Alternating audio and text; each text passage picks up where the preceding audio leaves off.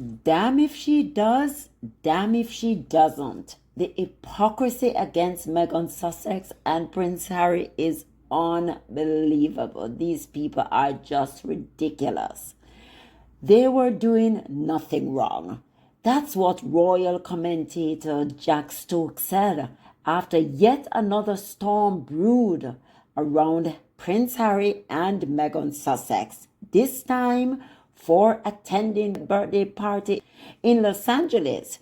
But what made headlines wasn't the glamour of the night, it was the timing. The event happened over Remembrance weekend, and like clockwork, the tabloids pounced.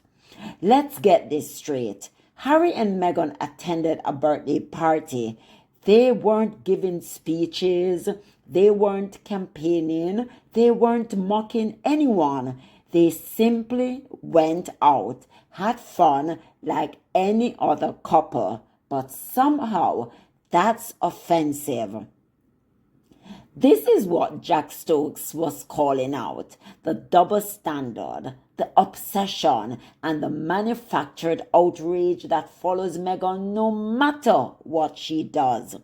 Last year, she wore a puppy, a symbol of remembrance and respect for fallen soldiers, and the tabloids tore her apart for it. They said she wasn't royal, they said she wasn't wearing it correctly, they bitch and they gripe, they did everything that was just so untoward. They mocked her outfit, they questioned her sincerity, they even criticized the placement of the puppy. Fast forward to this year, she doesn't wear one, and now they're furious again. It's the same exhausting cycle. Damn if she does, damned if she doesn't. But you know what's bothering them? Because they know that Harry and Meghan are happy, living their best life, enjoying themselves, and just ignoring the haters. Jack Stokes said it best. That level of obsession is beyond unhealthy. And he's right, because this isn't journalism anymore. It's fixation. So we saw him on the program with Charlotte Griffiths, and she is just annoying. She doesn't like when Harry says my wife, or Meghan says my husband, my husband. She's just so annoying and jealous. It's not funny. But Jack said, listen, they're not going to hide. They're not going to go into hiding to please anyone. Oh no, they're there to live their life. And he also said Harry's the only royal that ever served in the military. So he has every right. And he was even saying Harry is the one that give the soldiers more respect than any of the other royals, any of the other ones that does it just performative. Come on, just stop the nonsense. Jack, let's bring you in at this stage. Do you think they would have been wise to stay indoors this weekend? I mean, I do see what she's saying, but I don't feel that where they are, they need to be sort of locked away and hidden out of sight. I don't see why.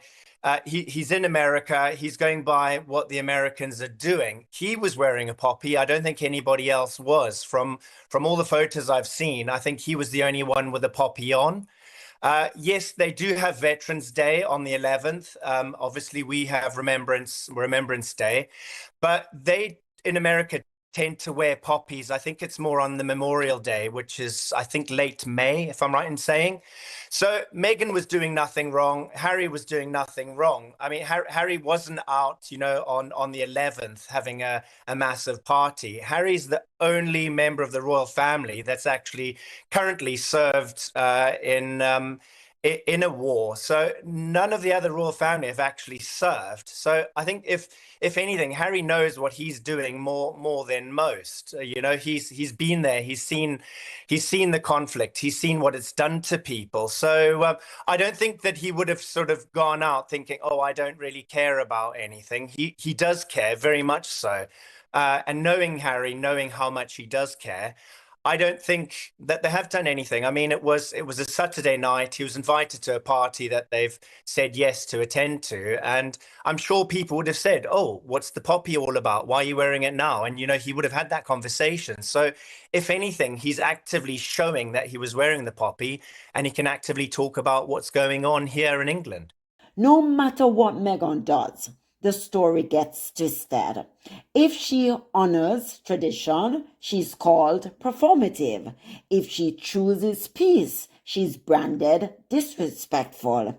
There's no winning with the British press when it comes to Meghan Sussex because they're jealous. They have built an entire ecosystem around dragging her name through the mud. Clicks, outrage, and fake moral outrage. It sells. But here's the truth. Meghan and Harry did nothing wrong. They showed up to celebrate a friend's milestone birthday. That's it. And they enjoyed themselves. They look glamorous. They look sexy. They look beautiful. That's it.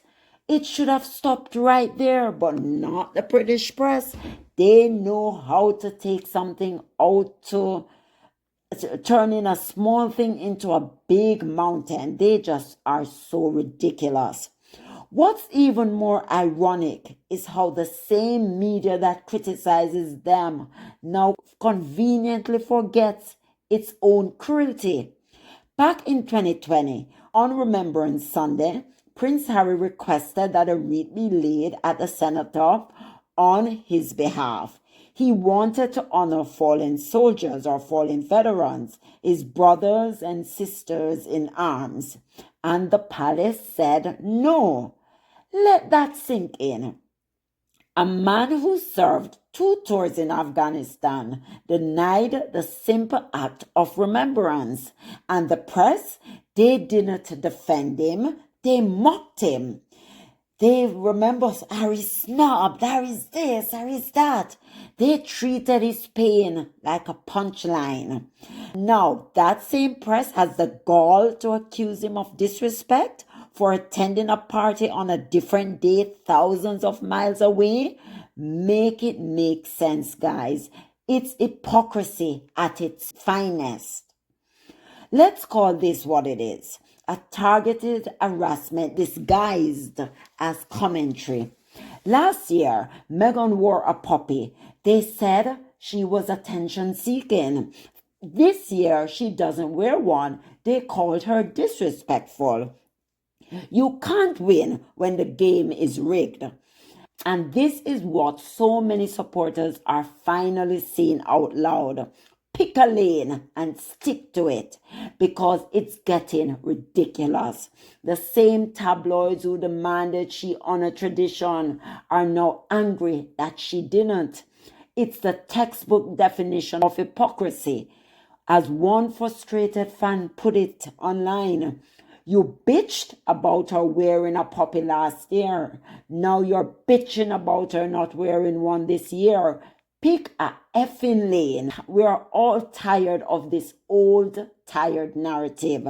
And honestly, who can blame that person for saying that? So true.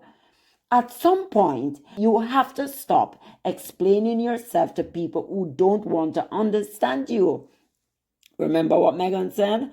I am done with the prove it game. That's what Meghan has done.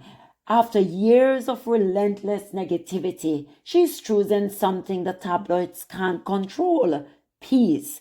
No more reacting.